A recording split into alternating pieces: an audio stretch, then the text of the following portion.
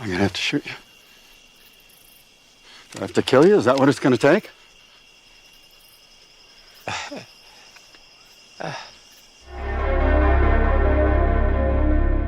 I'm Enigma and I'm a qualified body language analyst and private investigator, and today I'm going to be reacting to two of my favourite scenes focusing on Shane Walsh and his heated rivalry with Darrell in Season 2 of The Walking Dead. So, let's take a look.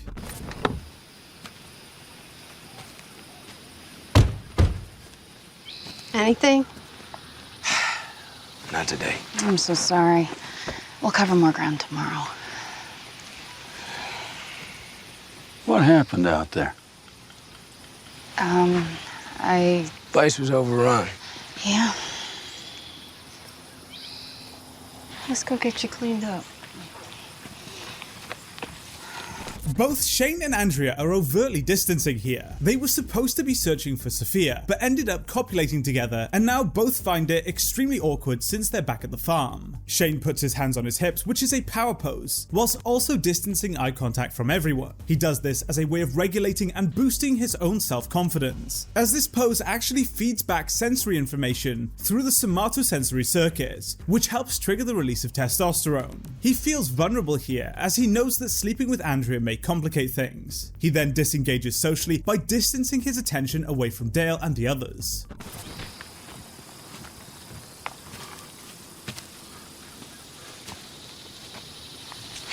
Shane?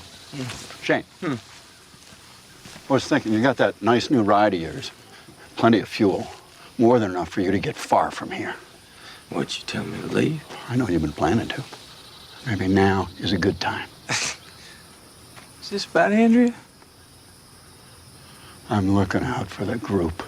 You think the group be better off without me, Dale? So Darrell immediately suspects that something is up here, likely picking up on their awkward nonverbals. And when Shane walks away, we see him pacifying by rubbing his mouth, which is a very common method of self-regulation. He's trying to calm himself down. Shane, like before, is avoiding making social contact as much as possible, as he knows that Darrell is aware of how he was thinking about shooting Rick. And when Darrell suggests he leaves, Shane distances by looking away as a method of psychologically distracting himself from the situation. He's extremely uncomfortable being confronted here, as he knows that Darrell sees right through him. Did you tell that to Rick or Lori? That boy would be dead if I hadn't put my ass on the line. And notices. Now, you've been vague about that night, about what happened.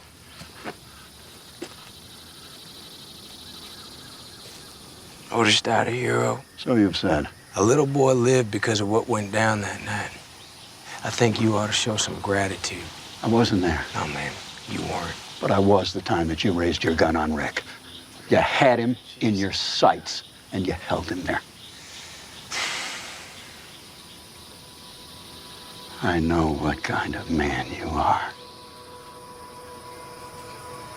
When Darrell mentions Otis, Shane again immediately distances and then expresses an extreme amount of behaviors associated with sympathetic activation. Shane is showing signs of PTSD as a result of him sacrificing Otis. And when Darrell brings up the time that Shane held Rick at gunpoint, he immediately pacifies by rubbing his head, as well as distancing and expressing signs of the Globus response. He is filled with sympathetic activation, which triggers the defense mechanism, causing adrenaline to be released into the bloodstream via the adrenal glands. And Shane isn't attempting to defend himself because he knows that Darrell is absolutely right about him. You think I'd shoot Rick? That is my best friend. That's a man that I love. I love him like he's my brother. You think that's the kind of man I am? That's right. Well, maybe we ought to just think that through. Say I'm the kind of man to gun down his own best friend. What you think I'd do to some guy that I don't even like when he starts throwing accusations my way? What you think?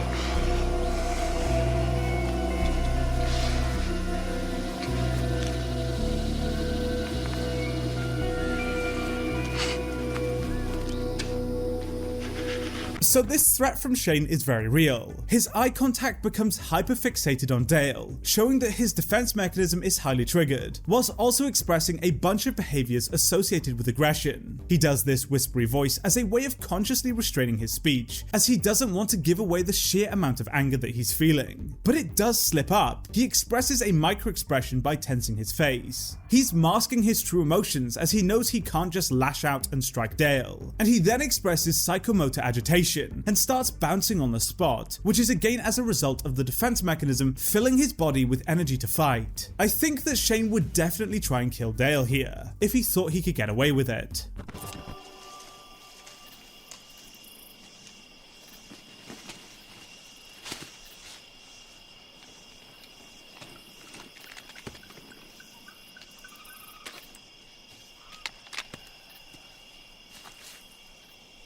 Man, this is a good hiding place.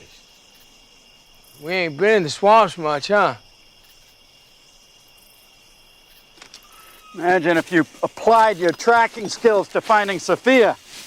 So Shane is pacifying by fidgeting with his hand, as well as expressing strong muscle tension with his mouth. He's already feeling an elevated level of sympathetic arousal here, as he prepares for another confrontation with Dale. How about you just give me that bag, huh? I'm not gonna do that. Yeah, you are, Dale. Unless, well, you do have that rifle over your shoulder. What, are you gonna shoot me like you did Otis? Tell another story? Nah, man. Again, Shane immediately distances when Dale brings up Otis. This name hits him on an emotional level, causing him to immediately express this non-verbal behavior again, showing that he still carries deep trauma from what happened.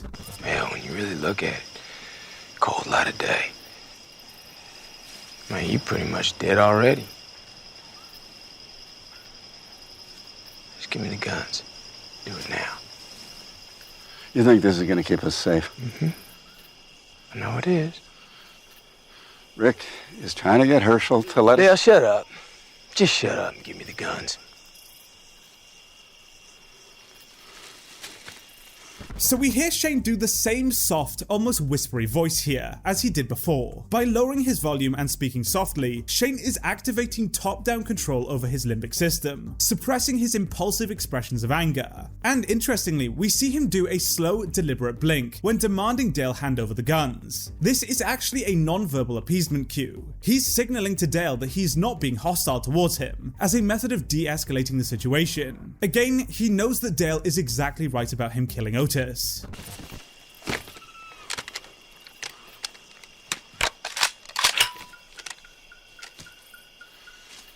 I'm gonna have to shoot you. Do I have to kill you? Is that what it's gonna take?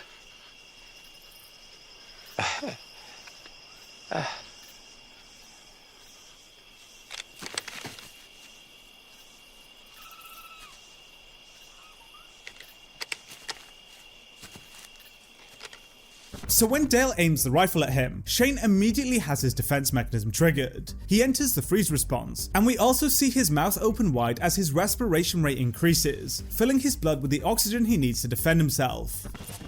Yeah, that's what's gonna take.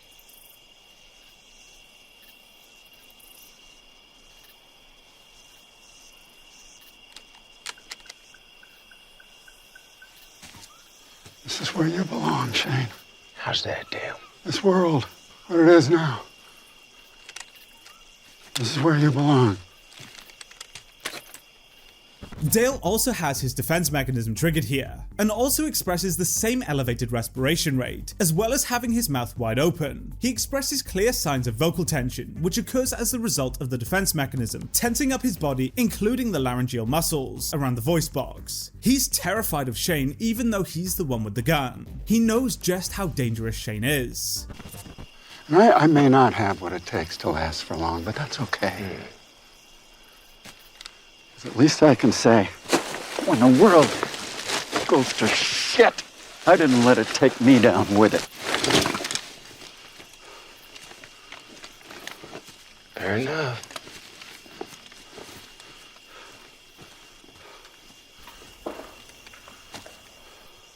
So we really see the extent that Darrell fears Shane here. His respiration rate is extremely high and also expresses strong signs of muscle tension when handing over the weapons. He feels powerless and intimidated here, but realizes that he doesn't have the strength to do what it takes to do what he feels he needs to survive.